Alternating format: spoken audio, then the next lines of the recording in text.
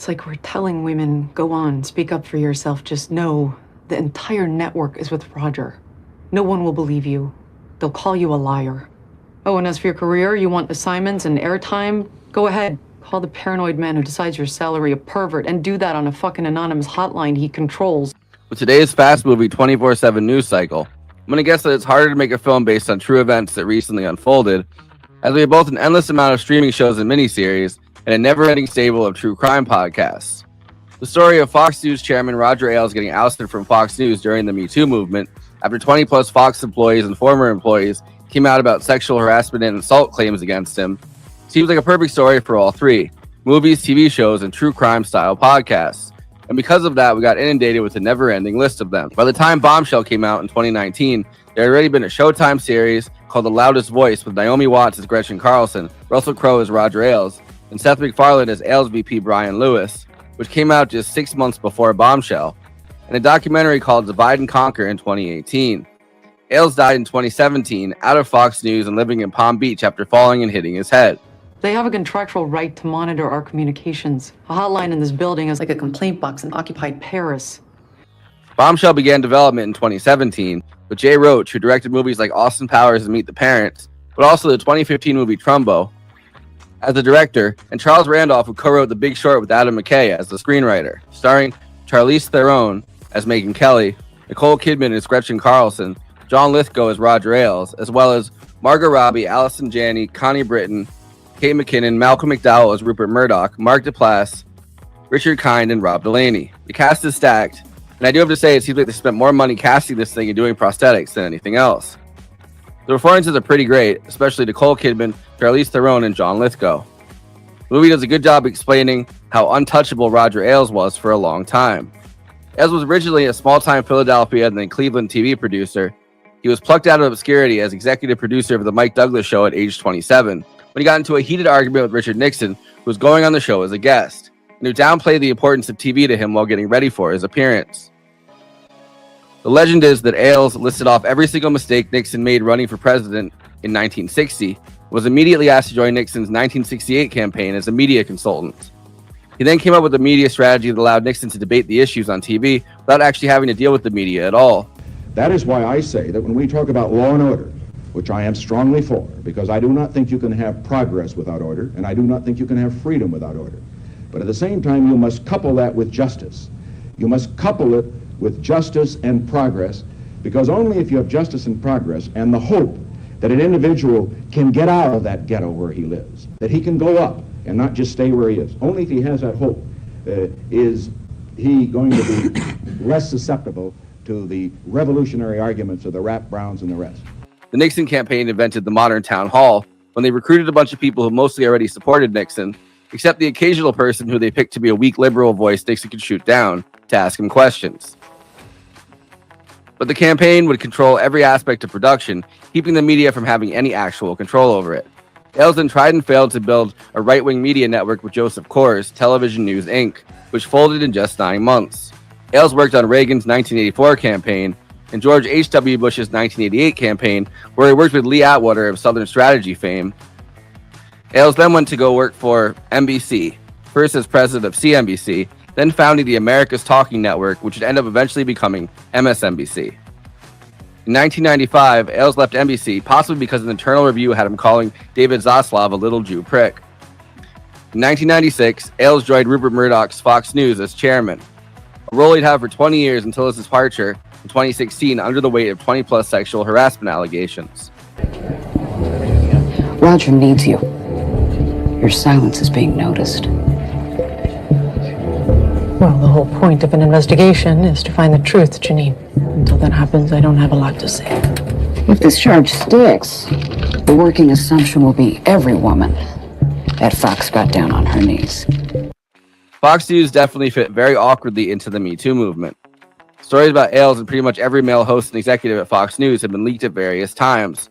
But Fox News was famously litigious and very good at writing contracts that made it impossible to speak out and be heard in court. Ironically, of course, one of the big first stories that Fox News covered so relentlessly in their drive for partisan gain that damaged lives and reputations was the Monica Lewinsky scandal.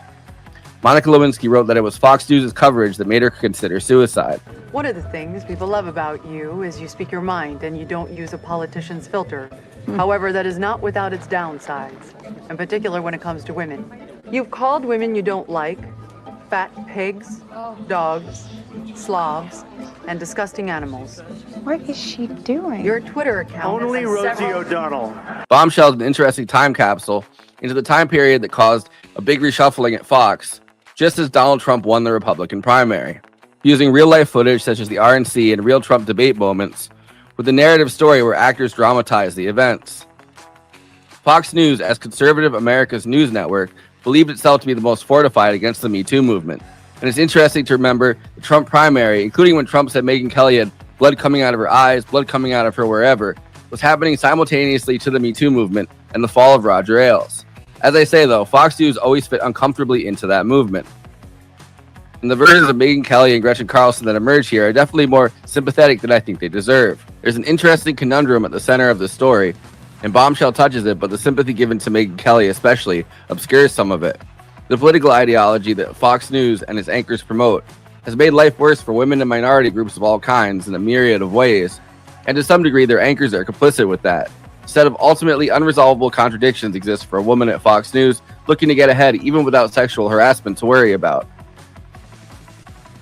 Personified by Megyn Kelly having to bend over backwards to appease Trump after he repeatedly attacks her on Twitter. Her own fans begin attacking her for attacking Trump. Although you have to sympathize to some degree, and nobody deserves harassment, it's also like the leopard-eating face party guy who says, I didn't think the leopard would eat my face. They do try to engage with that a bit, showing Megyn Kelly's Santa is white panel, but I wish they had been able to engage with it more. You have to adopt the mentality of an Irish street cop. The world is a bad place. People are lazy morons. Minorities are criminals. Sex is sick but interesting. Ask yourself what would scare my grandmother or piss off my grandfather. And that's a Fox story. It's interesting to remember who was on Fox at that point, though, and how few of them are still there. Megyn Kelly was out at Fox News by 2017 and joined NBC, where, like Rob Delaney's character says in this, he couldn't get the Fox News stink off her and left by 2019. The film also tries to put more of a positive spin on what happened at Fox News after Ailes was ousted than I think they deserve. If anything, the era where Megyn Kelly and Bill O'Reilly, also ousted for sexual harassment, got replaced by Tucker Carlson, was more of a cesspool, at least in terms of content. The era of reforming Fox News to make it more woman-friendly appeared to be extremely brief. By 2019, when Bombshell came out, it was a very different cultural moment than 2016. It made $61 million at the box office from a budget of $32 million, which was seen as a disappointing result. Margot Robbie was nominated for Best Supporting Actress, Charlize Theron for Best Actress, and it won for Best Makeup and Hairstyling at the 2020 Oscars. You built an amazing business. No one can take that away from you. But under the circumstances, this is a lot of money. And it won't look good to the people that don't know your worth. Take it. Honor your non-compete.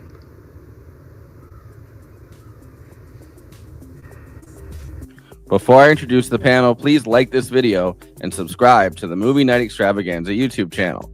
Then hit that bell to get notified whenever we're streaming.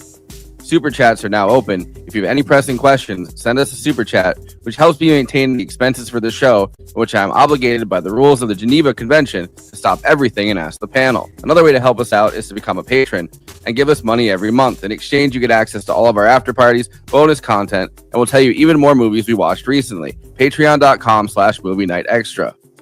We have a Movie Night Extravaganza Discord. There's an invite link in the episode description, and we have a Letterboxd HQ account. So those are two more places to follow along with us. Okay, let me introduce the illustrious panel. Kristina Oakes is a co-host of Movie Night Extravaganza and a Twitch streamer. You can find her streaming at twitch.tv/Cosmopolitics. All of her social media accounts are also at Cosmopolitics. She's on Twitter, Instagram, and Blue Sky, and even occasionally on Letterboxd. Julia Linger is an actress, comedian, and content creator who's on social media as well as YouTube and Twitch at Anxious Sprout, is one of the reactors on the React channel, as well as being featured on Jubilee. I, of course, am your host, and the nebbish worried guy at Fox News who's willing to let everyone get sexually harassed as long as I keep my job, Forrest Miller. You know why we dress soldiers the same? So everyone knows they're replaceable. Conan is currently on tour, but his album, The Way of the Neutron, was just released on Bandcamp. You should go to neutronfriends.bandcamp.com and order it today. Yep. I did not care for this movie at all. I'm just going to start with that. By the way, what up, Julia? Welcome to the show. Yeah. Welcome to the hot seat. I know. And all the doggos, welcome to the hot seat. Thank you. It's just true. Yep, that's a good spot. I'm dog sitting, and this is like a skinwalker behind me that you will witness at some points. Yeah, I agree. That's actually the most proper way to start off this discussion of this film. Women directed by man. Yeah. It's just, if you ever were like, white woman, live, laugh, love, rights, this is the movie for you. Yes. Yeah. It was like with all the women that ended up voting for Trump, the white women that were like the 51 or 52%. More white women voted for Trump than didn't. That's an insane thing in 2024. Everyone in this film, I literally was like, I didn't even know, like I was trying to, like, I couldn't tell them apart. There were so many white women. I was overwhelmed saying that. I was just like, wow. The only thing that was missing was the Gretchen Carlson fake tan on Nicole Kidman, but she doesn't look good with the tan, so they just left that be for her. Yeah. I wonder if they tried it out. I wonder if there's they try out different levels of tan. Nicole Kidman would not look good with the tan. No.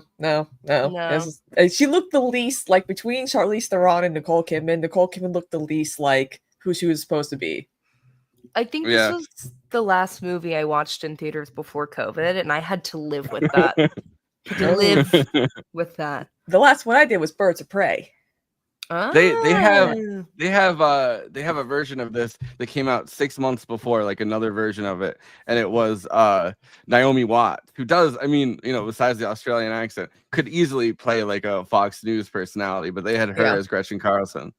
Yeah. No, they had Russell Crowe as Roger Ailes, I'm pretty sure. They had like the Infinity Stones of like white women appear for this movie. Yeah, but they're all these are all very like these are all the most libbed up white women. Like Margot Robbie, and then like the Kate McKinnon from SNL. I couldn't think of her name for a second because I feel like her name blends into all the other. But like they just have it's literally all liberals playing the Fox News people, which I think is where this movie like falls apart from the beginning, because there's no like conservative to be like, well, this is really what Fox News is like, which is like whatever. I mean, it doesn't really matter, but like I don't know, it's like a libbed up version of Fox News. Like they have like Kate McKinnon, just like tough guy Kate McKinnon walking through being like, yeah, this is I'm lesbian, you see, and I love Hillary Clinton, but I do work at Fox and no one else would hire me. This was like the Amelia Perez for like liberals cosplaying like freaking. She's just tweeting out like slurs. She's like, yeah, fuck it, I work at Fox News now. I love that it was so brave of Kate McKinnon's character to be like a Hillary supporter. That was like the big like a Democrat. It was so awesome. Fox. What is this? That one girl from the Five? I would guess there are a lot of Democrats that work for. I mean, like a lot of liberal, like interns and stuff. Yeah, because it's like they want to work in media, and they know probably Fox News probably pays the most. So it also I still think it's ironic that it's in New York City, despite the fact they always bitch about New York City. I'm like, you are literally bitching about being in a liberal bastion. Go to Texas or Florida. Go to CNN, which is in Atlanta. We had these protests in 2017 or 2018, back when like Antifa was like a big thing, where we had these protests where Antifa. this kind of like obese pizza lady let like this cop's kid that doesn't even live in this town, like a cop from like a nearby town, spray paint like a flag mural on the side of her building, and people protested. It was like, it was like peak like anything you could do to protest like the Trump regime #1. So we had people like marching up and down our like main street, because we only have like one big main street, and they were all in black, and Laura Ingraham did a whole segment on it where she interviewed that cop, and she interviewed who's like my friend's like uncle or something. I guess I didn't know that at the time, but also interviewed the pizza lady, and she started like talking about how this is like a bumfuck rural town. She's like, oh, you might not know like New Paltz, and it's like, this is an hour and a half from the city, bro. Like, this is not. It's this like is like suburb. Like, it's not rural. Like, what the I mean, fuck? it's kind of rural, but like she made it seem like we're out in the hinterlands, and it's like you can literally take a bus to New York City, like, I mean, you know, from the middle of North Jersey's the same way. Like, I'll never forget Pride in like North Jersey where I grew up. Like, it was like, do you live in Manhattan? Like, come to the countryside. I was like, every county in New Jersey is classified technically like urban. Like, there's not a single like remote place in New Jersey or township, you know, like. Yeah, well, my town's like kind of rural, but it's like, you know, like it's still kind of like, it's like kind of in the middle of that. Like, we have like a lot of farmland and stuff, but it's like, it's an hour and a half from the city, and everyone that lives here either commutes to the city or like it's college students that come from the city. So it's like, but she tried to make it seem like we were like hicks in the rural nowhere. She's like, you might not have heard of New Paltz because it's one of those small towns, and it's like, but she's saying that clearly because it's a liberal small town. You know what I mean? Like, so she's was she portrayed in this movie? No, she wasn't. That's weird. Like, if anyone was going to defend Trump and Roger Ailes, would have been her, you know? Like, they didn't seem to betray the big people that are still there. Like, there's no Tucker Carlson that was, skulking around the background. Still on there. Wait, Jesse, they also portrayed Jesse Waters, I think, too. I didn't pay that much attention. It's just too many people to keep up with, but it's like, oh, there's some, and a lot of them are just missing. A lot of them are just like 1 second gags. Yeah, it's like, oh, it's like the Leonardo DiCaprio meme. Like, oh, I know that person. Oh, I know that person. Oh, Alana, you're back. Cool. I love that. Was like the biggest like casting flex ever. Like, I bet like Allison Jones was sitting there like, hell yeah, day player for like this much money. Let's get it. Yeah, let's get that. They had they had you know, like the League. They have Mark Duplass from the League, like, and then they have his wife. They have his wife, Katie. And she's the one that, she's the one that walks up to Gretchen Carlson or whatever, and is like, I think that what you're doing is wrong. But you know, that's how liberals, like, you know, liberals wrote this movie based on that fact. Like, no, it's like they're like, we're gonna let more aggressive too. Like, bitch, you fucking messing with our formula here. Like, this is like the most like. If we're still seeing on TikTok like white women that are like, I wear a blue wristband to signify that I'm an ally. Like, this movie was like the writing equivalent of Hollywood being like, we stand with women, therefore everyone on production is a man, but the story is about women. Yeah, like, imagine like Greta Gerwig made this movie. Like, it probably would have been 10 times better. I mean, I think it's hilarious because, you know, like, it was like very much like that like boomer white lady with the Trader Joe's at the farmer's market that was like, honey, you got to see this new film. She's like, and in like a rural town in Massachusetts, she's like, this is us. I mean, I respect that they even did it. I have to say, like, I sound always so bitter, which is always the comments that I get, like, even at React. I had blue hair for one episode and people were like, this liberal. Yeah. I'm not negative. I'm not that negative. I just think it's hilarious because, like, now where we are now. Davis is making a joke about his dad dying on 9/11. That was like the only time you laughed, but that was funny. Because it's fun. No, but I was just like, I feel like where we are then versus now, I'm like, holy shit, that was like 5 years ago. This movie came out, and we're still in a worse hell. Yeah. Well, it's portraying 2016, and it feels like we're in a long 2016. So that when they made this movie and they released it in 2019, it's like, well, we're still kind of in 2016. And then you watch it now, and it's like, yeah, we're still kind of in 2016. Yeah, and it's interesting too because I forgot that Jay Roach directed this movie, and I kept thinking to myself, like, I mean, people in the Letterboxd reviews were complaining like, Adam McKay is the worst thing to happen to film since the MCU. It's this. I'm like, yeah, but here's the thing, he didn't create that style of filmmaking. I'm like, talking to the camera, that's something that's been used in so many other movies. Maybe the editing is very similar, but the whole explaining how shit works is something that's not new in filmmaking, especially when you're talking about real. I mean, Goodfellas. There were times where he was talking to the camera. It's the guy that wrote The Big Short with Adam McKay that wrote the script for this. So it makes a lot of sense that it kind of has a similar vibe. I didn't know that at the time, and I was like, yeah, this kind of reminds me of an Adam McKay movie in the way that they edited it and like shot it, and the way that they have kind of the walk and talk to the camera kind of thing. But then it's like, oh, it's the same. It's the Big Short guy, like that did it with them. So that makes every other movie is not cinema. Marvel is movie making. Screw film schools, screw anything. That is our baseline for movies. They did their own research.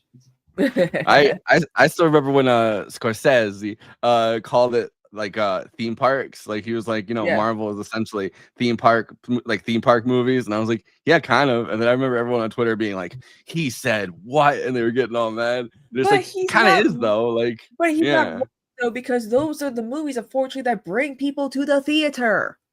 Yeah, it's true though. That's what's keeping the theaters open. I was watching The Founder, like the McDonald's the movie about Ray Kroc, like the other day, and I was like, holy shit! Movies from like 2014 to 2019 had this distinct feel, which is like insane cast, like weird direction style, but then they have like a lighthearted music, and it's like based on a real story.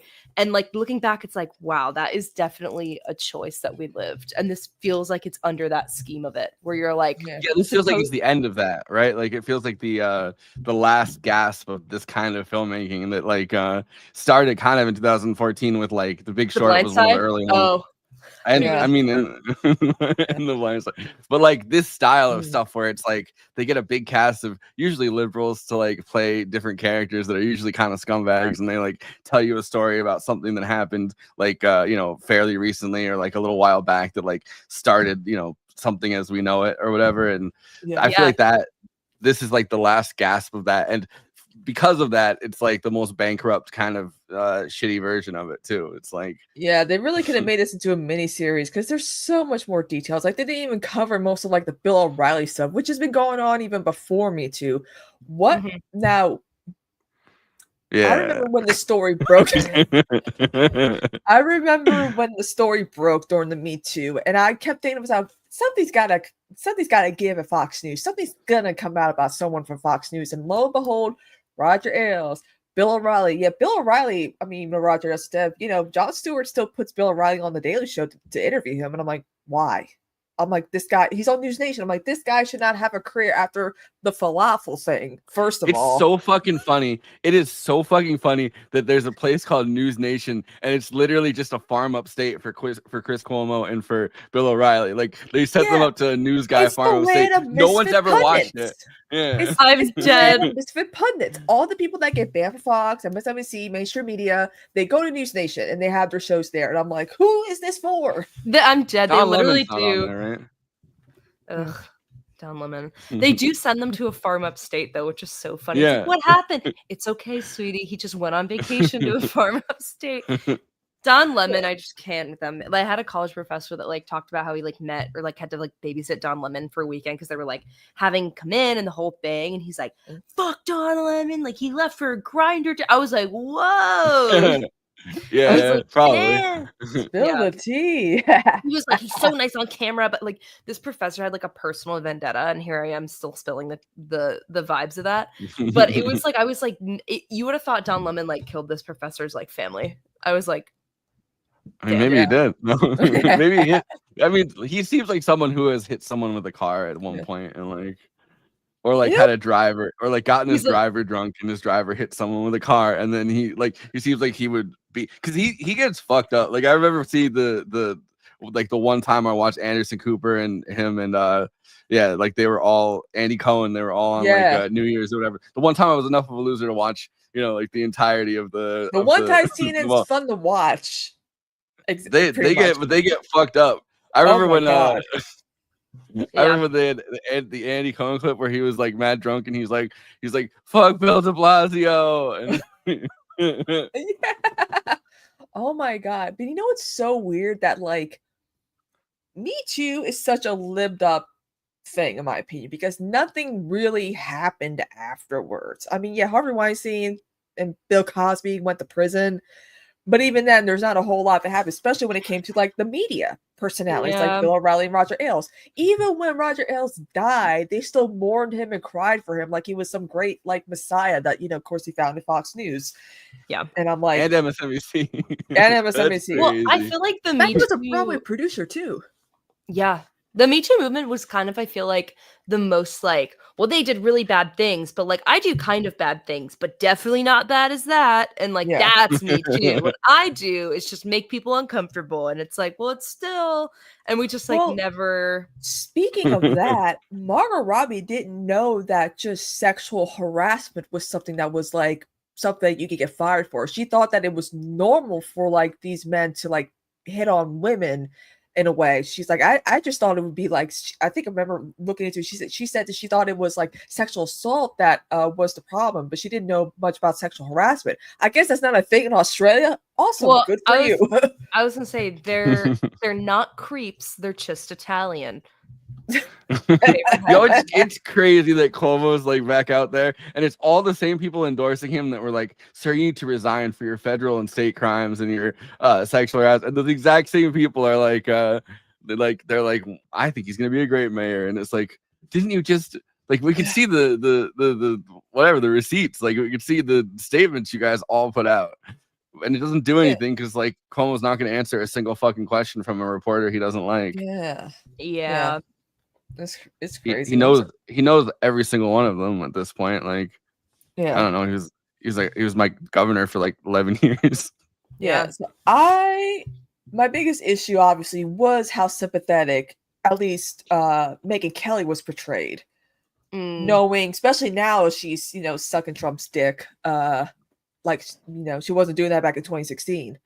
They should have made her like she has like this cold, distant type of like demeanor towards herself. So I'm like, they should have really went honing on that a little bit more.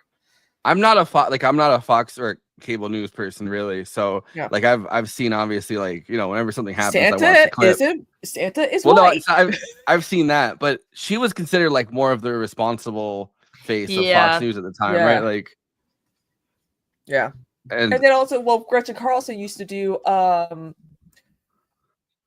did like the morning Fox and Friends at first. She got her own show. She was the first Ainsley Earhart or whatever, right? Yeah. I remember when she was having her. I do remember when she was because I really I zeroed in on politics more than anything else. I mean, 2008, I guess I was like into it because I was like, I want Obama to win as like an 8th grader or something. But like 2016 was when I really was like paying it. Like I was in college, like all the classes I was in there. Like you should be paying more attention to this, everybody. So like I really like started really paying attention. I remember Gretchen Carlson's meltdown, which was just like she was like, I support gun control and maybe it's not the worst thing if women have rights. And then I remember being like, oh, this broad's not gonna last very long. They're like women should have rights, and you're like, this fucking broad, get her up. Women, show some leg. Run around. People have compared Fox News as softcore porn for boomer men. They literally tell the women how to dress. You got to show leg. You got to show a little bit of cleavage. You got to show plenty of arm. Like the way these women dress. I mean, I don't really think the liberal personalities that come and go on Fox News dress as much because a lot of them are just sitting and not standing. Like behind like a desk. They do the clear desks. Like that is a real thing that this movie did touch on. I'm like, am I the only one who knows that this is a major problem here? Like you don't understand it, but also a lot of that went up to Roger Ailes. That was like a lot of his ideas, how women have to be somewhat tantalizing to the viewer. And I'm like, why? You're giving the news. That's TV in general. I mean, a big thing with Fox News is that it's it's literally for the elderly, right? Like more than anywhere else. Like it's nursing homes that really are the ones that keep Fox News on. So all of their like commercials and stuff are like, different drug ads for like pharmaceutical companies because they know that old people are going to go to there. Get rid of, so that's not going to be good for them. Where they're going to get all that ad revenue from? I think at some point he's going to get too close to the big pharma flame and they're going to cut him off. Yeah. You're like, no one likes that voice either. He's like, I don't know more pharmaceutical ads. Oh my god. Yeah. But It's so interesting. yeah. Oh, sorry. No, you go. No, I was just gonna say. So it's like, specifically with Fox News, it's like drug ads are like their bread and butter, especially like stuff like for like My Pillow ads. Yeah, well, and My Pillow, but They found they me. get like a lot. Yeah, I get emails from them, and I'm like, why? Who put my email in? Well, it's like when I was getting Biden 2020 text messages, and I scrolled down the bottom and said, this was sent to by TYT, and I'm like, oh. Damn. Yeah, because they sold their newsletter or their email list to Biden. Yeah.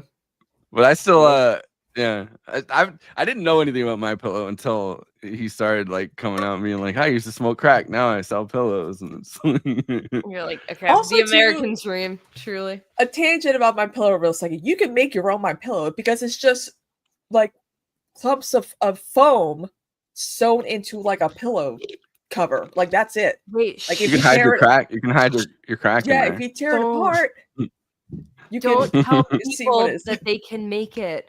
We have to sell. We live in capitalism. They must buy. Sell, buy. But like, I don't know. Yeah. No, but I was gonna say I'm still so amazed about the makeup in this movie. Yeah. Like again, that was most of the budget probably. That's a very deserved oh my god, sorry. Yeah, that's a very deserved Oscar that they got in there for for the prosthetics and stuff. I found this. I'll play this. It's the guy did Norbit. That was like his thing, and he did the Grinch. He did Jim Carrey's Grinch makeup. I'll play a few. I'll play a couple minutes. Get the CIA involved. Part of the character. So this is the guy. He does prosthetics, and the hard part of the character makeup is I'm changing someone into another person. Anyone can point out what's wrong with it without knowing what's wrong with it. So that's a tough part.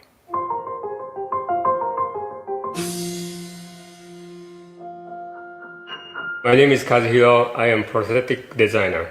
If actor wants to change their look to portray a character more than like a beauty makeup can do, that's when I will come into the set. I started as a special effects makeup artist. In 2012, I got sick of the film industry and I left the film industry and started the fine art. Then I came back to the film industry again. When I was in high school, I contacted Dick Smith, who is the Amadeus and the Godfather. I learned from him and I started in Japan. I worked with Akira Kurosawa. I didn't like the situation in Japan because they don't have enough time and budget. So I decided to move to United States. I worked on Men in Black, Grinch, Click, Norbit. I was nominated for the Oscar. And recently I worked on The Darkest Hour and Bombshell. And I got Oscar for both movies. To do a character makeup, I will need to know anatomy and also makeup technique and the sculpting and also hair work. I started to use a computer and also photographing. Recently, computer technology is so advanced.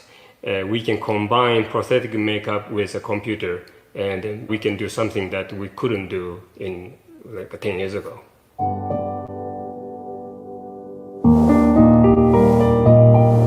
Right after I finished Mindhunter, Charlize contacted me about the project because Charlize was a producer of Mindhunter too. Charlize convinced me to be on set every day because it was really tricky makeup because especially like applying eyelids, such a delicate area, moving all the time and such a delicate thin skin. And if it's applied wrong way, it will affect the next day. So Megyn Kelly has a heavier eyelid compared to Charlize. So I had to change the eyelids on Charlize. And also nostril size. Megyn Kelly has a bigger nostril.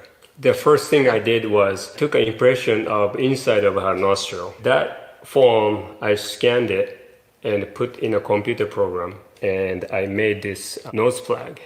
So on set, I can put this, you can see like one side is bigger because I put on this side.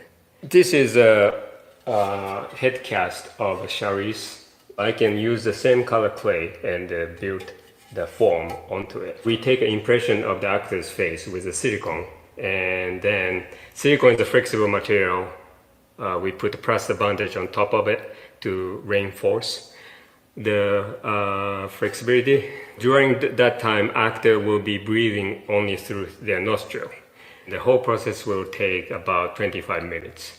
And then in that impression mode, we pour resin and make a mold of it. And in that mold, we pour plaster and make this copy. This is a printout of Charlize's face. When we do a physical life cast, the weight of the material pull down the face a little bit because his face is so soft. And if we put the heavy stuff on it, it would distort the face. And the great thing about the scan, nothing touches it. So that's why we can make an eye open or with expression, and then from that data we print this out. When they act, they really have to believe in how capable they are and what they can do. Megyn Kelly is really famous, and Charlize is also very famous. And the audience knows what they look like. It was very important to convince audience and also help Charlize to be really immersed into the character and portray Megyn Kelly. Charlize's makeup took like 2 hours and a half. Roach. Yeah. So that was like I need to see this guy's house. I need to see the inside of his house. I need to know how many nose prosthetics he has. Yeah. He probably has like he probably has an office full, like a studio. Speaking of like Charlize, a lot of people thought that was Elizabeth Banks playing I get them Megyn. confused, I think. Yeah. A little bit. Yeah. But I was looking, I was like, yeah, I can see why people thought that it was actually Elizabeth Banks playing Megyn Kelly. Yeah. I mean, I don't like. I mean, I know what Charlize Theron looks like, but I feel like I used to get them like, I don't know, because they were like in a lot of the same. And then there's another actress that I get confused with, Elizabeth Banks too. I feel like I feel like she looks like a lot of actresses, but she could play a Fox News person. Yeah. She was really good as yeah. In the what's it called? I forgot. Pitch Perfect. She kind of played like that type of like annoying, like, oh, these girls suck. Like, yeah. Or I was thinking in 30 Rock when she's Jack Donaghy's wife or whatever. Yeah, yeah. I feel like because they're in the same kind of movies. At one point, like when I was like a lot younger, I get her and like Katherine Heigl mixed up because they were in all the same fucking movies. Katherine Heigl could also play a Fox News. I mean, she kind of played like a media personality and Knocked Up, but like that's for again. I feel like they just like collected all of the I feel like they all just like looked so similar, which makes sense because Fox News is the same way. But I must say this makeup guy is such a baller. Like I just feel like he's the best. He's just like, well, I was doing this and then I just felt like doing this and won an Oscar, but it's fine. And you're like, he was like, I won 2 Oscars, but yeah, you said it like so casually that like, you have Oscars for like that's like, I mean, this guy was in retirement. I think it was Charlize Theron that convinced him, like, get out of retirement. We need you. You're your only hope. I love that he was just like, Japan doesn't have money, and I wanted money, so here it is. Well, and now I won an Oscar. Yeah, well, he said money for budgets for films too. Like, it's crazy that he wasn't just like, I want money for me. Like, he was like, I want money to be able to like do cooler stuff on movies. Yeah. But he's very dedicated to his craft. Like, he was like, here's, mold 3D scanners. I'm like, I feel like if you're going to do prosthetics to try to completely transform a person, you're going to need all that as a good baseline and a guide to see what needs to be done.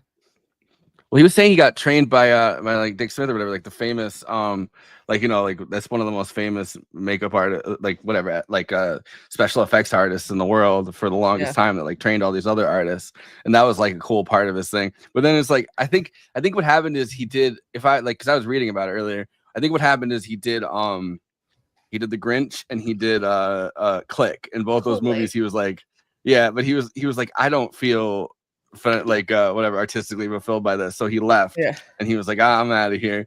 And then I think Gary Oldman, when he was supposed to do he was doing like the movie where he made Gary Oldman into Winston Churchill, and Gary Oldman was like, you have to get back into the game, and he's like, I guess I'm back into the game. And then he won an Oscar. Dude, this guy is like legendary. He's like, I don't feel like it. And people are like, but you're good. And he's like, okay. Like, we need you for one last job. And he's there like, you go. Okay. That's so baller. And also I like that it's just like, what is it, Norbert? Click. Norbert, yeah. It's just like the most I would have random, yeah. I would have quit after those two, because you could see what he was working on when he was like younger, when he was working on like these big like sci-fi epics or whatever, and then it's like, yeah, we need you to make Eddie Murphy fat. And he's like, literally.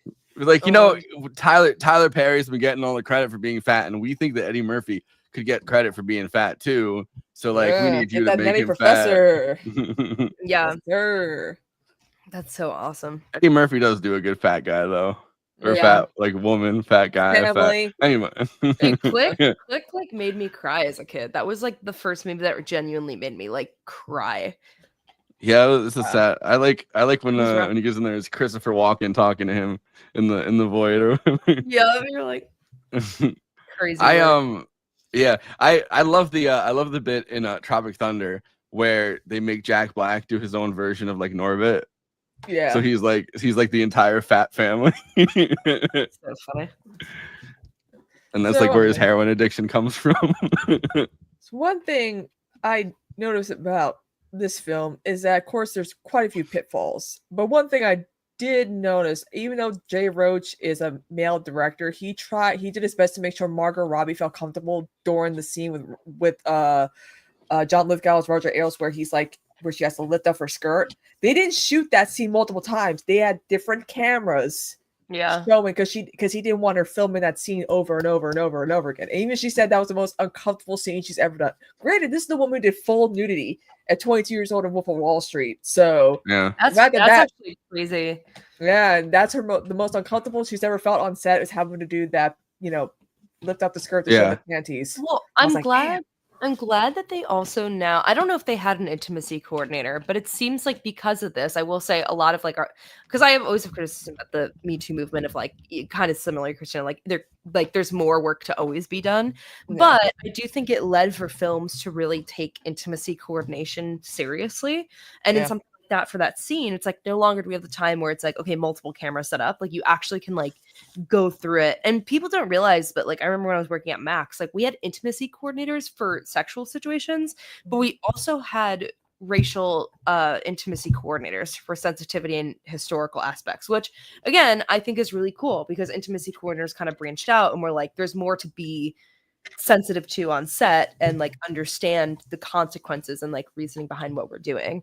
So I don't know, I just think it's cool that like that's the vibe now, because and also for all genders, like not just women but like anyone can I'm trying to see if there's like a intimacy coordinator listed for this movie, because I feel like 2019 might be all right, so it did. The 2019 film Bombshell used an intimacy coordinator, Marcy Doherty, to ensure safe and ethical handling of intimate scenes, a common practice post Me Too. I hate the phrase post Me Too. It's like, oh, you guys are done. Y'all done with this? You're done? Mission accomplished, I guess. So I guess she's an intimacy coordinator that they used that is in a lot of these productions. Yeah.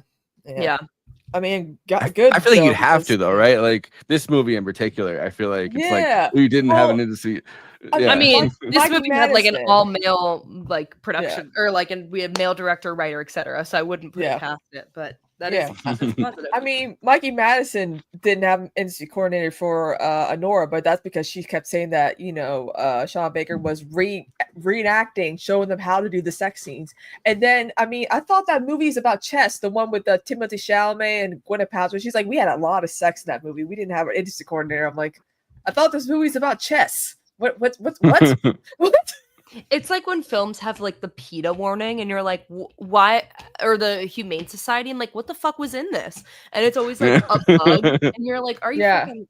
Oh, they ate meat. Okay, like no, like I asked my friend who worked on a film that it said like this is compliant with the Humane Society, and I was like, there was not a single four-legged creature, and she's like, there was a beetle in one scene and we had to like go find a beetle lady that was compliant to ensure the safe. And I was like, that is fucking hilarious. I want to see like the one guy that's like, we're not going to give in to these woke humane society people. We're gonna use animals, and we're not. Yeah. We don't care. Like beefing. Yeah. I will say another thing. What kind of upsets me though about this film is that it does show that there are women at Fox News who just didn't give a fuck about what happened to the women that did come forward. Like Janine's like, you gotta support the man. And I'm like, you're not blonde. She's too drunk. You're not getting sexually harassed. So shut the fuck up, Janine. Listen, it She goes makes it sound like she makes it sound like she's like, of course he wants us. It's like, Judge Janine, I don't think he wants you. Like, no, you're not blonde. Dye your hair blonde. I was like, then we return to the concept of our most recent election in which we go, do you guys not see this? And they go, pay raise? I didn't see anything. And you're like, you know the Squidward meme where it's like, I ain't seen nothing, and whatever he puts on the yeah. That was like the white woman of Fox, yeah. It's just, but I feel like this does like one of the things that I don't think it does a great job showing Fox, right? Like I think it does do a good job showing sexual harassment and how well, yeah, that too. But like I feel like it does show like, you know, how the sexual harassment stuff starts and how like the intersection between kind of being like, oh, I'm a guy that's really into like loyalty and I'm really into like visual, like I feel like it does a good job with that part of it, but it also does a good job with like showing the different sides where it's like, you know, there's a lot of women that are just afraid to come forward. Fox News really was just like a walking like sexual assault factory, it felt like by the end of it. And it's like it's like one of those, like it felt like they were almost doing like an assembly line with sexual harassment where it's like new girl comes in, you cast her, and then you like, you know, you're like, let me see what I could do. Roger Ailes is like, let me see those ankles. 400 pounds. Yeah, he's like 400 pounds. He's falling apart, and he's still like, I must sexually harass one more woman. One more. It's funny with like Rupert Murdoch a lot, and there's like a Letterboxd one-liner that kind of I'll talk about later when we do the one-liners. But like people are like, did you know that Malcolm McDowell and Nicole Kidman both starred in Stanley Kubrick films? I'm like, yeah, I'm like, that'd be a fun fact. But the two dudes who played his sons are actually brothers in real life. Yeah. I don't know if I recognize them, but I didn't know that they were brothers. Yeah. What do you guys think about the portrayal of Rupert Murdoch? Because it makes Rupert Murdoch seem like more of a far more of a benevolent figure than he was. Like he was fine with Roger until it like was bad enough press. He was fine with Roger Ailes. Yeah, he's all about the business. Like that's all he really cares about. Like he's not someone who's like.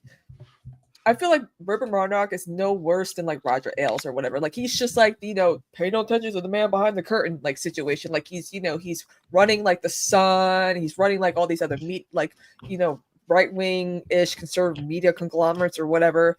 And he's not like, he knows when bad press is bad press. It's fucking horrifying. I feel like Roger Ailes was like the man behind the curtain guy because literally like he was a prodigy. Like he was a prodigy of television to the point where like people were lining, I mean, all the worst fucking people like Nixon and Reagan and all like George H.W. Bush. Like he probably did the Willie Horton ads, as like part of like the Southern strategy kind of thing that they were doing for Bush with Lee Atwater. But like there was he was like a TV prodigy where he was like one of the first. He was 27 when he got put on to as an executive producer of like a mainstream, like the Mike Douglas show or whatever. And Nixon was in a chair and he's like leaning back and he's like, you know, he's like, oh, I really hate doing these. Right. And fucking Roger Ailes actually listed every single mistake Nixon made on TV in the 1960 election. First fucking televised debate. He looked, I mean, even though he sounded more like he knew what he was talking about, it was Kennedy's look that stole the audiences. They're like, this guy's good. Let's get this guy elected. Well, the thing about Nixon during that debate, he never did another debate after this. But like he had sepsis. He had his banged his knee on a car door and he had sepsis, and they were like, you need to go to the like when they do like a sitcom or something and the person's like dying in the car and they're like, no, you need to go to the hospital. So he went to the hospital and he's like, Kennedy wouldn't put his campaign on ice, no pun intended, for like a week or a couple weeks. They're like, no, you're like, you have an infection in your leg and you're gonna die. And so then he banged his car, he banged his knee on the same. How much history would have changed. Literally. He banged his knee on the car door a second time. And so like on the same knee. So it was so bad by the time he got there that he was sweating, he was infected, he had like a cold or something, he started getting sick. So like when you see him sweating and like looking disgusting, it's like, yeah, he was like on death's door for that. Oh my God.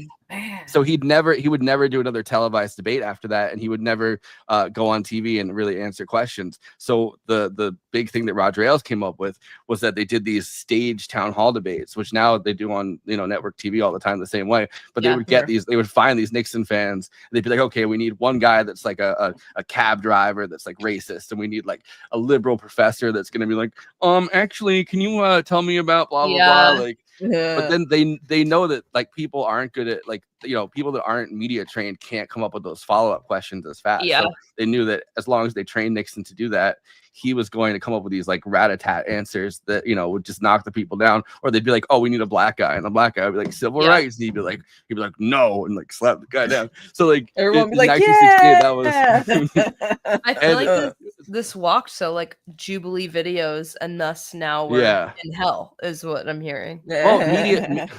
Media training now, it's very common, but at this point, like it was just kind of this thing that they were coming up with on the fly. And Roger Ailes really excelled because he was someone who understood all these things and understood visuals, which of course in this movie is played up for how debauched it is by the end of his life, where he's like, I want to see legs, but like he really was somebody that like his sense of the visual and his sense of what would resound with audiences. And it wasn't like a linear track for him, because he literally had a version of Fox News that spiraled out in 9 months. Like literally it went from they were on TV every day to like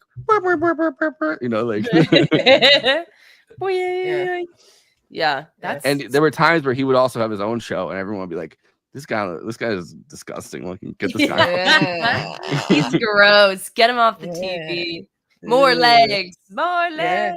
More legs. Roger, but you notice by the time it was, he's like, he's a big part of Fox. He's in the background. But he realized at that point that like he couldn't. They don't want to see him.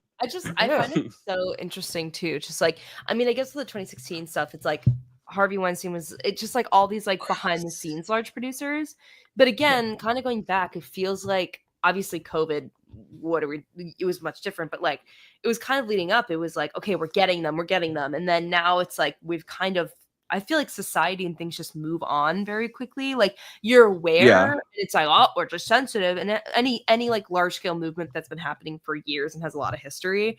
But I feel like this was kind of like that tail end of it of like, well, we got the big producers, so now we've got it. But it's like you're just clipping the flowers of the plant. Like you're not actually look at Trump. My God, come on now.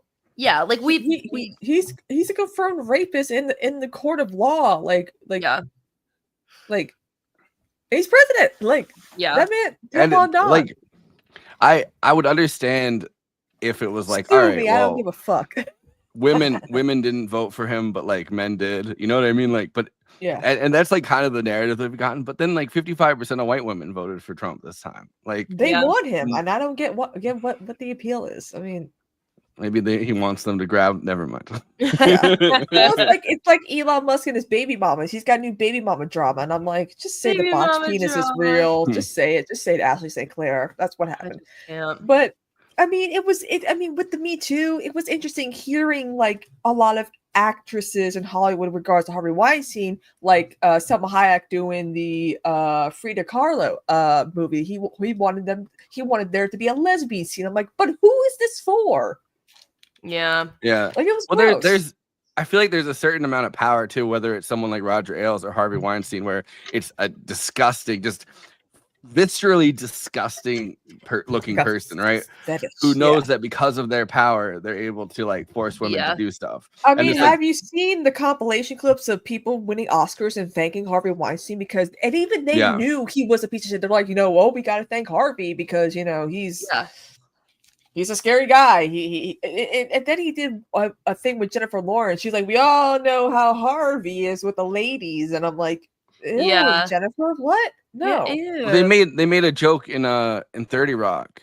Jenna Maroney was like, and like I don't think they had any proof or anything. Like Tina Fey later was like, it was just rumors, but they had Jenna Maroney be like, that reminds me of my dinner with Harvey Weinstein, and people went back to that and they're like, what did you guys know? And it's like, no, everybody knew that shit about Harvey Weinstein. They just didn't come out and say it, like, until probably because they couldn't. But there's like how many years Roger Ailes was doing that too, because I mean Fox News, when it comes to women, it's kind of a revolving door. Like you could go through the history of so many women on Fox News since 1996 when it was founded, I think. I can't believe CNN's older than Fox, but you can see, like, looking through like the history of the women that have been Fox News, they come and go. But the men, I mean, Brian Kilmeade and Steve Doocy are still doing Fox and Friends in the mornings. But I also feel like it was more jarring with Fox because they definitely, not to like generalize, but like especially those women, like kind of what you're saying, it's like, how could they just watch this go by? Like, I feel like those are exactly the women that were voting for Trump, and like, you can look past it because that's how they are in the old days. It's like that's always been, boys will be boys, like that's how it was. And so it was even jarring for like women from Fox to be like, oh, let's just say the only is like basically like being like, even the worst, like they even too are like, this is fucked up. Like it's like whenever someone who's like a right wing anything is like, this is fucked up, that's when you're like, oh. I think it was oh my god, Candace Owens said something recently. Yes. Comment section was like, why do I agree with Candace Owens? Like, I hate this. And it's like, that's how it's bad. I think it was like literally about like Palestine. And it was like, they were like, what is wrong that I agree with her? My sister was like, Candace Owens is wrong about a lot of things, but her stance on Palestine, I'm like, yeah, but her stance on Palestine is at the expense of anti-Semitism against Israel. Not anti-Zionism, but anti-Semitism. I'm like, there's a difference. By the way, like, guess what day in 1996 that Fox News was officially founded and went on the air? 9/11. No, October 7th. It's the second worst thing to ever happen on October. Oh my god, next year is the 30th anniversary. Oh. But yeah, no, I think, I don't know. Well, in Candace Owens' case, I think she's doing that because she knows that she can hook people that believe in, the Palestinian cause, and then like, link in the anti-Semitism later. Yeah. But we're like, so far left, we turn right. I feel like so many people I know, they're like so far deep on the pipeline. Like I saw a tweet recently that was like, I have liberal politics, but Republican sense of humor. And I was like, me. That is me right now. Being like, I feel like some of my friends and like people I know are like so far deep on it, where I'm like, come on, like that sounds so fucked up. But like sometimes it's like, we've gone so far deep, and even commentaries on like Jubilee or other things, when people have them on like the 20v1, and people are like, how can you platform someone who's like this view? Like that Michael guy who works at Jubilee and keeps putting himself in there. I'm like, go away. But it's like one of those things where like, if we don't see them talk about what they're talking about and we enter into these like isolated bubbles, we'll never know what these people are saying. So like I could block every far right whatever I want to, but unless I like but then I'll end up in this like dream world TikTok algorithm where like I'm like, oh nice, like we're all voting for Kamala, and then the election happens and it's like, oh, what? And so I feel like, I don't know. I've never the platform, like the platforming thing is always fucking annoying me, because when I worked for Ben as like his producer, like Ben Burgess, like his like we would get shit all the time. Yeah, but we get shit like, oh well, you're platforming this person, and he'd always like roll his eyes, but like it would get annoying to the point where it's like, if you're gonna debate them, like there's what the fuck is platforming? Like people have their own fucking platforms. If you're finding some guy off the street that's crazy, and you're like, hey, meet this crazy guy that has like no followers, and he's like, oh, I'm gonna start a YouTube channel. All right, I get it at that point, but like if it's somebody who's it would almost always be somebody bigger than him. It would almost always be someone who had an even bigger like platform than he did. And it's like, you're not platforming someone if their platform is bigger than your platform. Like that's not how that works. It's like that Michael guy from Jubilee who said that government agencies get tax breaks for hiring black people. He was also in the recent anti-vax versus like one pro-vax like doctor. And looking into that guy's history, he wants to make it in Hollywood, like Ben Shapiro and Brett Cooper did. Like most conservatives are failed Hollywood actors, influencers trying to make a name for themselves and just say the worst things possible. And that's about it. And also too, well, it's definitely in the media space. Definitely that. Yeah, I mean, Ben Shapiro divaing over musical theater. I was like, I see a washed up musical theater actor when I see one. If he just, I mean, the Daily Wire is collapsing. Thank God. It was only a matter of time before that billionaire money was running out. If Ben Shapiro just stuck to critiquing musical theater, I would watch his stuff. Because that's where he seems the most happy, believe it or not. I found this thing that was like 3 waiters, and it's like a thing where you can book these 3 guys that come in waiter clothes and they sing to you, like they're like singing waiters. And so I just took Ben Shapiro's face and Matt Walsh's face and that Jeremy Boring guy's face, I just put it on the 3 waiters. So every time they're like, "Oh, Daily Wire's collapsing," I'm like, "We're almost there. It's almost time for 3 waiters." We're getting there. We're getting there. I mean, and it goes to show how online media, like this film obviously shows that Fox News is still kicking, still going stronger than ever because, Trump. It really goes to show that you have to be unapologetically pro-Trump. Daily Wire they try too hard. Like if they kept Candace Owens on and try to get Steven Crowder on, even Steven Crowder's channel is failing. So it's like, the conservative indie, well, it's not indie media because they're all funded by billionaires, but that conservative online media space is dwindling because one thing, they're probably not getting enough, money. A lot of, people don't want to be tied back to like, controversial statements. Like that's why Rupert Murdoch finally had to like do something about Roger Ailes, knowing that there was sexual harassment and potential assault going around at Fox News, and he didn't want that getting out, and that would ruin him and probably would ruin Fox as a brand. And we all know Fox survived that because they all still mourned Roger Ailes in the end and cried about his death. Well, also people kind of went through, again, this is like so fresh with the Me Too stuff, is like they were kind of just like, oh, well, we took care of the problem and now it's gone. / like all the people that were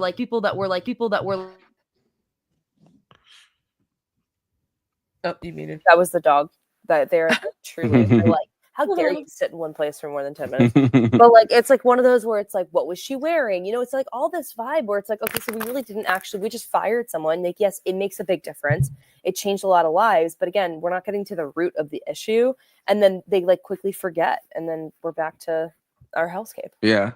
Well, this movie did a good job showing how fortified, at least Roger Ailes, Fox News tenure was at these lawsuits, because it's like there, and when you actually look into it, there's way more women than just that one Iranian American journalist that they had at one point. I forget her name, but she like is a real person that they let her pretty much sue Fox News just so they could be like, this is what happens when you sue Fox News, and they just buried her. Pretty much like there was a bunch of people that had tried coming out at different times. They had fortified their legal team so much because Roger Ailes was doing this constantly that like they just had pretty much a legal machine ready to go if any woman came out and was like, I got sexually harassed by Roger Ailes. Like it eventually happened that the stuff was recorded, which is smart to do. But I think a lot of the time it's people that are like like you don't like it happens so fast that you don't have a recording device available, right? Like you're not thinking in the moment, I'm going to play this person until they say something. If I had to have a meeting with a sweaty fat balding dude, I'd definitely gonna have my phone hidden and have that shit recording. Oh my god! You never want to have a meeting with a sweaty fat like just Well, it's like with me partaking in the lawsuit against the guy who filmed me and some of my other Dog City customers because they were all friends without their consent. I have to have my records are going to be showing the payments from Venmo after the fact when he filmed me like during a few times, and then there wasn't anything like filmed after. So it's like I was still going there, not knowing that they still had cameras in there. So I have to show the lawyer like all like my payment receipts from the wife because I had nothing to do with the husband. But it's interesting how when you finally see someone, you're like, yeah, that seems like the type of person who would do something perverted like that. Yeah, and that's what Roger Ailes looks like to me. You look at Roger Ailes and you're like, yeah, that guy. There was something disgusting going on. Even Bill O'Reilly. But it also goes back to like our like pretty privileged society, both in like the criminal system as well as like when we look at like JFK. Like it's just like going back to that kind of conversation. We also, I feel like it's you oftentimes, especially Me Too, and I see this in like some TikToks, like when it's like an attractive person that's committed acts of like sexual violence against women, it's always like, oh, but hear me out, and you're like, wait, but hold up. Like, why does the person always have to be this like creepy looking, sweaty, bald guy that's for like 100 years old, you know? But Well, like, it's like that meme that's like the guy goes in and he's like hello lady or whatever, and then it's like you know, and then it's the other guy and he's like hello lady, and it's Yeah. it's actually like the Me Too episode of It's Always Sunny in Philadelphia, because Dennis planted the whole Me Too seminar, like sexual harassment seminar, without anyone knowing. And he explained, like, you know, he showed like a picture of himself. He's like, now, ladies, you know, if this guy, you know, makes a comment, it's flirtatious. It's not, you know, you're not taken aback by it because it's a good looking man. And then he shows Rickety Cricket, and he's like, now this guy said you're beautiful. You're going to be put off. You're going to be. I remember watching that. Sexual harassment. I remember watching that when it first dropped, and I was like, dude, they need to stop. They're getting too tabs. I'm like, that was a good episode, because Dee was taking advantage of being a woman, using her, you know, womanly privileges to, you know, to say, hey, which one of you grind my ass? And all the men like backed away. She's like, yeah, literally. Women are very, very powerful right now. We got to be careful. I'm like, okay, yeah, sure, why not? Yeah, it's just interesting. Oh, sorry. No, I was just gonna say, like, Fox News is a specifically crazy environment for this too, because like they got away with, like, you can even see it when they go back in the thing, and they literally, I like that they green screen you know, Nicole Kidman into Fox and Friends instead of like getting them to do Fox and Friends, but like all the, like they're able to do all these kind of like Steve Doocy and Brian Kilmeade, I guess. Like, really? Like, well, I think it's because it's the people that still work at Fox, a lot of them. I mean, maybe like who gives a fuck about Judge Dean or whatever, but I think some of them are probably litigious enough that they couldn't get them to sign off on whatever it is, like, to be portrayed in the movie. Like, so they have certain people that still work there, like Judge Dean or whatever. I mean, like, how long am I going to be in the scene? Okay, but am I getting drunk? No, cool. I think it's so scary enough that Fox, obviously they weren't okay with this film. Like, obviously they weren't like, everyone go see it, we'll promote it. But like the fact that they weren't as outraged is like concerning, at least to me, being like, they are that powerful that even Hollywood, they can just easily be like, well, it's a Hollywood elites, like, look at this cast. And it's like, that's a scary thing, that they're so unbothered by an entire film, and that they know that their audience is not going to be affected by this film. Like, it's like, well, because I mean, it makes it seem like it was a great band. Well, no, it makes it like at the end of it, right? Like they could have done something where like, hey, this is still like a sexual assault factory, probably, but they kind of like watch, like they try to do like the neat Hollywood ending where it's like things changed for a little bit at least, and it's like for like days, like Megyn Kelly got fired pretty instantaneously. Like they let everybody pretty much got go. fired for being, you know, I mean, she was the first woman to come forward, I think, and also to her views being somewhat liberal. And I'm like, well, you could have had her as a liberal panelist on The Five, like that one brunette with the glasses is. But I mean, having to do a daily panel every day with Jesse Waters and Greg Gutfeld seems very fun. Well, she went through like almost like she went through her liberal meltdown. I remember seeing this as it was happening, like on the news or whatever. Yeah. Where she's like, oh, I believe in, or I think I just on Twitter, I guess I saw, but like she was like, oh, I believe in gun control, and then she's like, oh, I believe in, you know, this is like the no makeup day thing where it's like, you know, International Women's Day or whatever. Like all that stuff happened, and it seemed like she was spiraling. Like that was her version of like a crash out. Well, I think it also happened where like liberals too were like, we're not friends though. And then it was like, but where do I go? And then it's like, money, give me. And I feel like that was the cycle. I am politically homeless, to quote Anna Kasparian. That's, I think, exactly what happened. Yeah. Well, she never got hired to work in media again. Megyn Kelly, for, you know, she was enough because she was still, I guess, working at Fox, and they fired her. They hired her at NBC, and then that didn't go well because, like in this movie, they said like you never get the stink of Fox News off you. And then obviously she works at like Sirius XM or whatever now.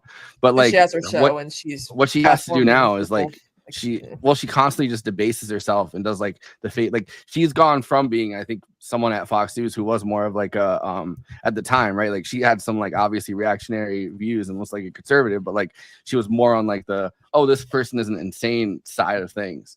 because she's like a lawyer and she's like, smart enough to kind of do, like, she seems like a smart person, but it seems like at this point she's just debased herself so much that part of everything is gone. Like, she needs to go viral, And she's constantly out, like, she does the outrage thing where she's just constly, like, I'm like, that can't be good for your like heart or anything like that. Like, she's gonna Snow White is white. Like, I also think, I'm just thinking about it now, especially this film, as much as like we give it the criticism, it also opens the conversation to be like, especially a lot of these women within the political sphere and commentary, like a lot of the men can just get away with changing or this and that. And it like literally is like, well, you have to do this one thing, or like you have to do this opportunity. And it's like, we've created this system in which like, it's this triple standard for these women. Yeah, they had shitty views and were on Fox, but like the triple standards. And I do think that the film does achieve that example where like, yes, it is shitty that they didn't speak up, but like they're also put in this like position where it's like, it's just an interesting, that's like my one, okay, I vibe with that with the film, but everything else I'm like, oh my God. Yeah. It kind of reminds me with Francesca Fiorentini getting ousted from TYT. And she was explaining about Anna, how unhappy she was like about a decade ago because Jenks saw her as a little sister and she didn't have more of like a hands-on like control of like what the content is. But now you see what Anna's pumping out there with a lot of these like conservative tilting stories and her constant outrage. It's like, girl, just leave the network. You're unhappy. Go on Fox News. Go News Nation. Go somewhere else where you'll be paid a lot, where you can spew all this bullshit and you'll be happy, hopefully. Yeah. I mean, I feel like with TYT or with really any, like a lot of this is dependent, like Daily Wire, like any of it, right? Like they're kind of just aping cable news. And like, it's always disappointed me, at least like the left side of this, because it's like, somebody should aspire to be like more than cable news, like to try to come up with a new format that really like enlightens people in a different way or like creates their own version of something. It just seems like all of these shows really when people try to, except like for Majority Report's also Majority Report's good because they've kind of they've created like a different format, but like when it's basically like a cable news show that you're creating, like even down to the sets, right? Like it's just kind of feels disappointing because it's like you like constantly talking about how cable news is well, it's just like, I mean, I've never given any of these people, but like it's constantly this thing where it's like it's feeling like you're like, oh, well, cable news is corrupt, cable news is this, but then if you're aping that exact style, you're just going to end up inevitably becoming that. And I feel like that's happened to all these. And that's what Sam Cedar told Jank years ago when the Majority Report was like under the TYT umbrella. He was like, and Jank's like, I want to be in airports. He's like, why? You're doing YouTube. It's the new thing. Streaming, nobody pays attention to the stuff that's on airports either. Like, exactly. Well, I was like I was literally gonna say, I was like, that new format was like short form, and it's just so crazy now that we're also low-key going back to cable. We're just like in this like all the packages, the streaming packages. Also too, I cannot believe the breaking news fish is a reliable source now on TikTok and Instagram. Sends me every time. I'm like, I'm like, yes, my news are give me the facts. TYT being on Roku was big. That was a big but still it was the same thing, right? Like all the channels at that time were on Roku, and it's like you go to it and it's like pretty much the same thing as TV, and it just felt like a lot of stuff is on Roku, but it's like, I don't know, I just feel like you should like aspire to be something different or something that pushes harder than cable news does. And it's like when I see people aping cable news just online, it's like, this is never like, you're gonna spend all of your time chasing basically cable news, like, and then that's you're why gonna get your information. Plus subscription didn't, like, Fox has their own like streaming subscription thing. I'm like, that's not gonna do you any good because most of your audience are boomers who watch cable news. I mean, they kind of were cooking with the the thing where Tucker Carlson was like, why can't men get hard anymore? And then he put the red light on the balls. I feel like if they hadn't fired him, that would have done it for them. Yeah. I mean, also remember when Pete Hegseth almost killed someone with an axe. That would have been funny if that actually did happen on live TV. I do feel like though, like people do underestimate the boomers. Like they just have their kids download it, or like their kids put them on like an auto subscription, and it is such a massive like market, I feel like, and they had to with COVID. I think like people underestimate the fact that like a lot of boomers had to learn technology and things during COVID, so it's like But also just it goes on the TV. I mean, what Fox News has really excelled at more than anything else, right?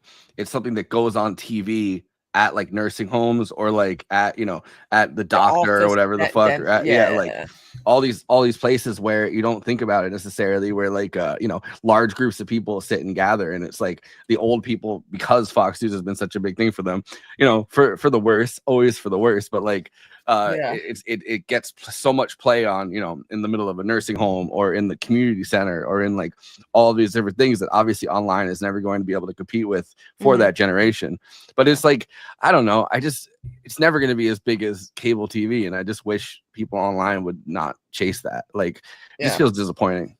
I mean, Democracy Now! Doesn't do that though. They have their own studio, but they do a lot of things like on the ground reporting and stuff like that.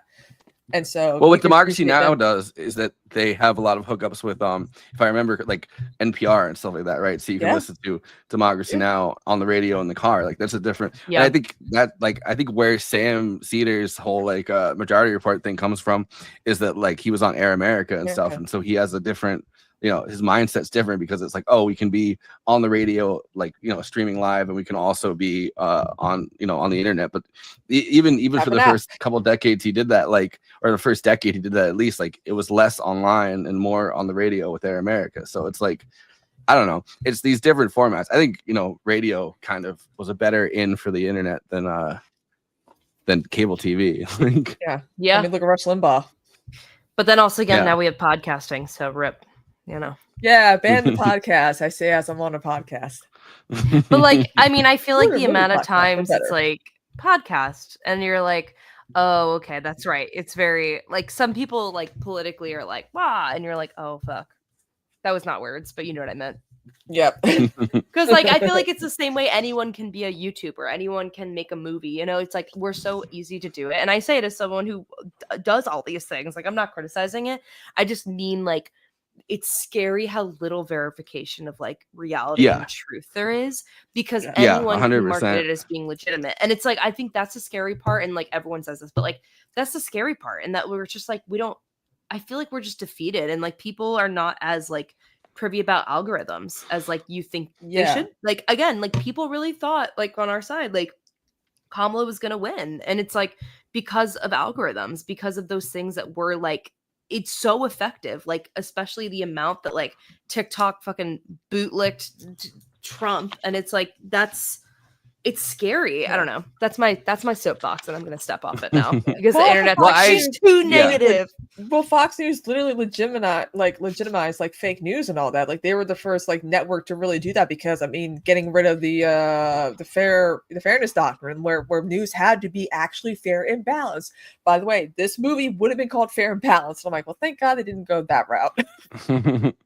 Yeah, I think that with the fairness doctrine, right? It was like conservatives that actually like exploited the fuck out of that, where they would be like, oh, whatever like is happening like is vaguely leftist. Like they'd have like I remember Rick Perlstein writes about how just like on a show or whatever, right? Like a talk show, they had like the guys from the Chicago 7 pretty much. And they just had them on, and it was like the most boring, like almost non-political amount of time. And like conservatives made a big enough deal. They're like, number one, you have to have like Ronald Reagan on to your next thing, or like Pat Buchanan, and you have to also do this. We need separate time, just by the virtue of it being like Chicago 7 style radicals or whatever. But by that point, they weren't even like they were just talking about like the real revolution is getting in touch with your body, and then followed by like a conservative cut your taxes, however pretty much. I just hate how conservatives have kind of hijacked the culture war, everything, but they don't have any solutions because they know their policies are very unpopular. Yeah, I was just rereading like Thomas Frank's "What's the Matter with Kansas," where it's just his 8-hour diatribe about the culture wars and about how they're like the culture war is on purpose just unwinnable, right? Like for conservatives, it's like there's the two sets of conservatives where it's like the more moderate ones where they want their economic benefits and everything benefits them anyway, and then the lower class people that kind of jump on board that are like, really into the idea of like stopping abortions, or really into the idea of stopping gay marriage, or getting God back in school. And most of those are battles that nobody can ever win. So constantly the agreement continues, because it's like, oh, this battle isn't won. We have like liberals stopped us from winning this battle. And it's like, it's just, it's this now they got all this power, and they're, putting a stop to all that now. So it's like, but I feel like it's the most kind of genius culture war track that a lot of like are out of a lot of the ones that I've read, because he's talking about how like everyone's kind of fired up and all this like populist energy, but the populist energy ended up being like just helping out big business. Yeah. That's something I can't stand. Yeah, you want to do right wing populism is so faux populism. Oh, Letterboxd one-liners? Yeah. Do them now? Yeah, if you want to. Yeah, let's go. So, Letterboxd is a place for film lovers, film haters, film curious folks gather with to each other to discuss the films they love, the films they hate, the films they wish were written and directed by women. Now, all this women. Yeah, women. Is that Chuck Schumer? Is that Chuck Schumer talking about women? Women. I was doing so good until Forrest interrupted me. I'm sorry, Conan. But this is all said distinctly. Bomb Democracy is not just for the Siskel Abrams of the world. We pick the best one-liners. We show them to you guys. We discuss them. We laugh at them. So here they are, the Letterboxd one-liners for Bombshell, aka Fair and Balanced. Megyn Kelly is my feminist hero. Yes, queen, live, laugh, love. I'm gonna go to Lululemon and buy some fucking leggings. Did you say Lululemon? Lululemon? Is that the Indian Lululemon? Lululemon. Lululemon. Welcome to Lululemon.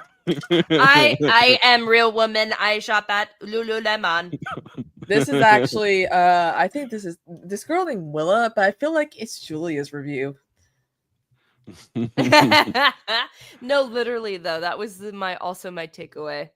I did not write this. I am real woman. Beep. It's big leggings that put this movie out. Big leggings. Yeah. I am literally wearing my Lululemon leggings as I read this. Lululemon. Lululemon. Imagine this was I don't know, written by a woman, directed by a woman. Just like the world created by a woman. God is a woman. God is a woman. Okay, Aria. Yeah. This is true though. This is a very true letterbox. Yeah, it's like one of many. You know that it's written by a man. Also, because like in the end, they just have Margot Robbie be like, the thing about getting sexually harassed at work, and it's like you're really like shoehorning it in to try to figure out an ending for this. I'm dead. Yeah. They're like, we had women on set. Women. And like the thing about getting sexually harassed at work. Let me tell you about. Fox News is bad. You wouldn't completely know that by watching this, though. Thank you, Matt Lynch. I like that every like word in this one is like a completely different font and like grammatical stuff. Yes. You should have done a bold. Fox News is bad. Very few people appreciate the art of letterbox grammatical visual art methods, but we appreciate you, Matt Lynch. Yes. I always forget to do it. Nicole Kidman's wig can and will hurt you. That's what she should have taken off her wig and stabbed Mark Duplass's wife Katie with it. Got a shank under it. Oh, you want to say that to me? Yeah. Literally no one. Not a single soul. The camera zoom. Yeah, that's why it's crazy because their main lawyer, right? Like the Murdoch's main lawyer, that's kind of the douchebag guy, is fucking David from The Office. That's like awesome. And so like I was just thinking about that when they do, because the wife's talking to him and they're like, "Oh, have you heard of this lawyer?" And he's like, "No, I haven't." He's wearing like a little yarmulke, and then they zoom in on him. Yeah, I love when like comedic actors enter like serious roles in circa 2016 films, and everyone's like, "Oh, they can do drama too." Zoom. That guy he just looks like a lawyer / executive, like that guy. Like yeah. I don't think if you're like, oh, this guy is just like a guy that's a worker at a factory, I'd be like, no, he's not. This is David from The Office. He is like iPhone face, but like Office face. Yeah. Anchor Barbie. Yeah, I caught it. I caught the line. By the way, shout out to Zishan Ali. I know that guy. Yeah. He's So like, glad he that works they for. made that, because everyone's like, now when people watch it, it's like, oh, what did they know? I'm like, nothing. It was just Margot Robbie's always looked like Barbie. Okay, chill out. It's true. Zishan works for like the New York Times. Oh wow. I hate to be this person, I really do, but every time the Murdochs came on screen, I thought about how I should be watching Succession instead. Yeah, I thought about that a lot when watching, because it's like I feel like they did they were so much smarter about the culture aspect of it, and like just the broad cynicism of the entire thing. Like this movie, like you wouldn't really get what Fox News is doing, like the deep poison of it, really, by like I mean, except for Kate McKinnon going, oh, it's gonna scare your grandmother and piss off your grandfather. Ooh, like yep. Now let's have lesbian sex, even though you're supposed to be like the evangelical lady, true believer, whatever. Yeah, hell yeah.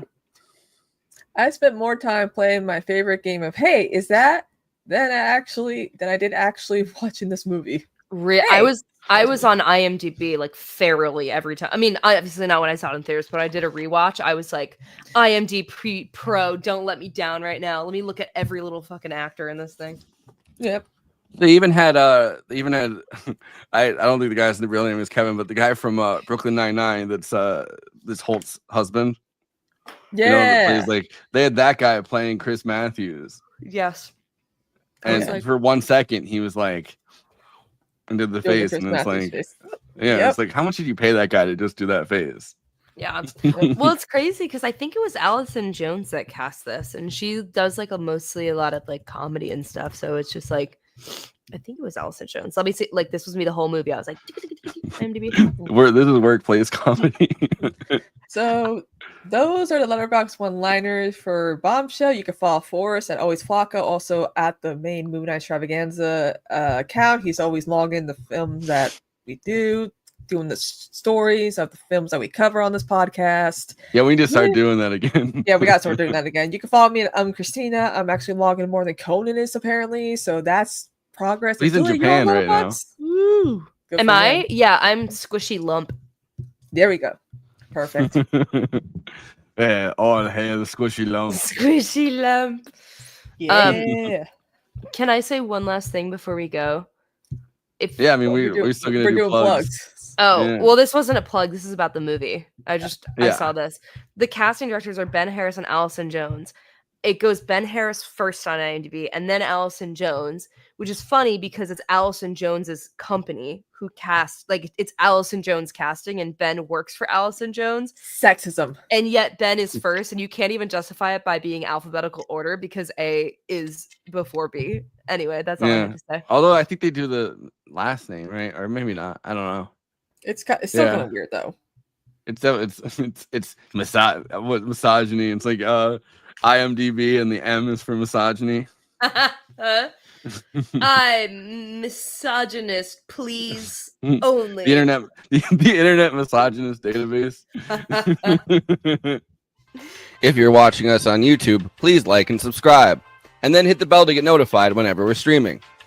And we'd humbly request that you watch the video to the end, because it helps us with the algorithm and helps more film fans to discover the show.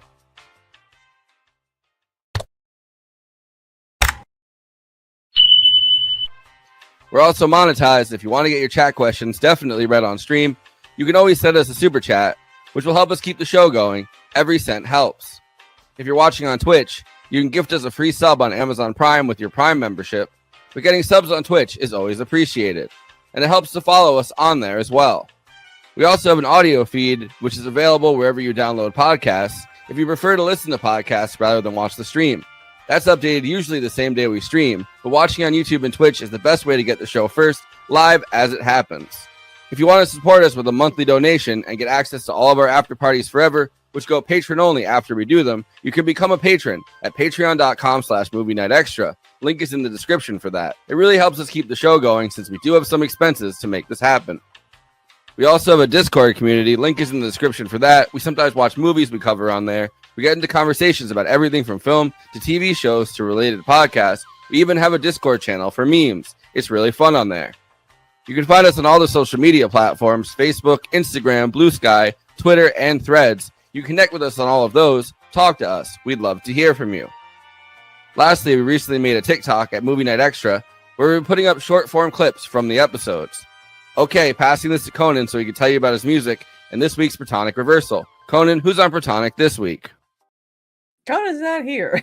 Well, he's obviously not here, but you can go to Bandcamp, neutronfriends.bandcamp.com, and get The Way of the Neutron, which is available right now. It dropped on March 20th, so you can go do that and give Conan some money while he's in Japan, because I think I think it costs money to go to Japan. I don't know for sure, but by the way, women. Women. Chuck Schumer's. We need the glasses. Yeah, no, got glasses. Yeah. Oh, wait. Okay. Women. that does sound like Chuck Schumer talking about. Hello, women. Kristina, what's going on? Well, I was on last night with the letter hack, and it was fun. He was drawing Jank as, Jesus and the 12 apostles, which is pretty cool. Oh, yeah, I saw that. That's funny. See, the thing about Matt's art, you can't tell if he's making fun of you or appreciating you, and that's what I love best about it. I remember when he drew us as the Peanuts, and I was like, and then he's like, "Oh, because your voice sounds like the parents of Charlie Brown." I was like, "You mean wah wah wah wah wah wah wah?" Hell yeah. Yeah, and of course, still streaming on Twitch. I'm gonna start also streaming on Kick, so kick.com/cosmopolitics. Apparently, there are no ads. The copyright's a lot more laxed, and you get more. Like when it comes to subscribers, the payout, the split is actually better for the the creator. The How do they pay you if they don't have just like the people, like the subscribers pay you? Yeah, subscribers pay you. Yeah, which is, I mean, it basically copied Twitch's interface for the most part. So you can stream, you can use OBS to stream it. Still doing the Shadow Saturday. We were getting more Shadow Saturday. Yeah, Shadow Saturday. We're getting closer and closer to probably another time traveling storyline, because Victoria Winters is no longer on the show because she left because she was pregnant, but she's recasted, but no one likes the recast. Everyone's like, "This is weird to see them, but this is not her." I'm like, "I know, but that's how they do it in soap operas. They recast people all the time." True. Yeah, and so, but there's just stuff happening. What else is there going on? I am so sleep deprived that I have no idea. Nude. Oh, yeah. On Thursday we're having Ron Placone on to talk about his movie. Yeah. Left at Wall. So that should be an interesting time. Yeah. But yeah, I was also on the Power Report last week, which was fun because every time Dan said I'm not gonna interrupt you, he ended up interrupting me. Nude. He's interrupting women. You gotta scold him like Chuck Schumer. You gotta be like, "Stop interrupting women." I feel like this voice is gonna get me canceled eventually. I wanted to take a clip of last night Matt kept saying stuff that was kind of offensive, like he said the G, he said gypped. Like gypsy, and we were like, "Whoa, there!" And he's like, and then we were explaining like certain language. He's like, "Oh God!" But he's also like, "See, I didn't get offended when you guys said I was saying something offensive." I'm like, "Yeah, that's the point. Just let it go." He didn't know where that comes from. No. Oh man, I didn't. I don't think Adrian sent him a document explaining all the you can't say no can do, because that's what the Chinese would say when they was building the railroads. They would tell them to work more hours, and they would say no. I feel like that's going a little far. But gypped literally is a racial, like it is a racial slur. Cancelled. Cancelled. Yes. Cancelled. Hey, Julie. But what you got? Julia, yeah, what's going on? What do you have going on? You know, recently React. People didn't like me because, shocker, the title of the episode was "Try Not to Laugh," and Izzy and I tried not to laugh, and yeah, I also had blue hair, so it was really big. React video. Try not to come. And you did a. No, you went muted. You went full mute. You never go full. You also were recently on Jubilee doing "Let's Try Not to Cry" challenge or something. Yeah, I also did a Jubilee thing where we had to strip naked, which we had no idea going into that. They didn't give us a heads up contract or anything, so that was definitely suspicious. Speaking of everything going on in a Me Too movement, but yeah, it's out. They did it for both male and female identifying people, but you know, weirdly, Jubilee was teetering on fetish content there, but yeah, it flopped. So what are you gonna do? I was supposed to do their video this weekend, and I'm not. But it is about feminism, so it'll be a fun it's surrounded video about feminism. The guest should be big. I'm not on it. I just want to let people know that they, you know, I was gonna be part. But yeah, so. It's crazy. Is it gonna be so? It's gonna be one dude surrounded by women, or it's gonna be one woman that's not feminist surrounded yeah, probably by one anti-feminist woman. I have a feeling the latter. A lot of people have their speculations as who it's gonna be, like kind of like a Candace Owens kind of thing, but no one really knows who it's gonna be. Like everyone, but they're bringing the fucking superstars of Jubilee, like everyone who's been kind of viral from a Jubilee video, like of like Mason, Naima. They're probably gonna bring Parker. Like they're probably gonna bring all of the. That's why smart people. They're really like people. All my friends. Like, let's go. Why when I was casting it, I was like, I'm not one of those people. I'm literally just like I just run my mouth, and then people get mad at me. But I'm big mistake. But yeah, I also run my mouth, and then people get mad at me, but for different reasons. I think. I know. Well, listen, in the React video, they had us off camera. They were like, "What do you think of this video? This joke? Break it down." So we broke down the jokes, but of course, in edit, they kept that. So people were like, "Uh-oh, blue hair joke police. Uh-oh," and everyone's like, "I was just like, what the fuck?" But anyway, I'm offended. Watching React, like what, dude? You gotta get Chuck Schumer in there and say he's offended. I got mad when the teens are like, when teens are like, do they know 90s music? They're like, this is High School Musical. I'm like, no, kids, stop. Back in my day, I'd watched some of those videos a long ass time ago. I do like when they have old people react to stuff, but it's like old people react to like hip hop, and then it's like, don't make them do this. Come on, like let them free. Let them go. They're like, hey, I don't love this. This seems like they said a lot of bad words. What is that? The N word? I say that sometimes. literally, they're like, no, let's get you back to bed, Grandpa. But I like when it's like the one old person that's clearly trying to be cool, and then they're like, oh, I love this, and it's like, you're never gonna listen to this. Shut up, Grandpa. I mean, there are a few. There's one elderly woman. I forgot. She comes on sometimes now. I forgot. She always had like long hair, and she always seemed very up with the times. Like she was always so cool. I feel like I watched old people react to "This Is America." This is America. I feel like I watched that one in 2018. The problem is they can't really do that anymore because the songs, they don't have the rights to the song, so it's more than 5 seconds. So they had to pivot to like guess a song in 1 millisecond. I'm able to do that though. I listen to music constantly, so I'm like, I got the best ear. Like there was an old one where like where the boomers had to react to like 50s and 60s music, and they were like, this is not the Beach Boys, and I'm like, Don, this is the Beach Boys. Like I was a music producer. You're like, guess this musical artist. And they're like, it's Elvis. Literally. Elvis. Yeah. I'm dead. The first time I ever orgasmed was to Elvis. Like, all right. Thanks, Grandpa. Let's get you back to bed. Final thoughts, anyone? Yeah. Anybody got any final thoughts about Fox News? It's bad. It is bad. Julia, you got some final thoughts? Sorry, I was trying to disassociate when I hear Fox News. I have no final thoughts about that. Rest in piss, Roger Ailes. That's all I gotta say. Yeah, Roger Jeez. Ailes. Get out of here. We liked Roger Bias better anyway.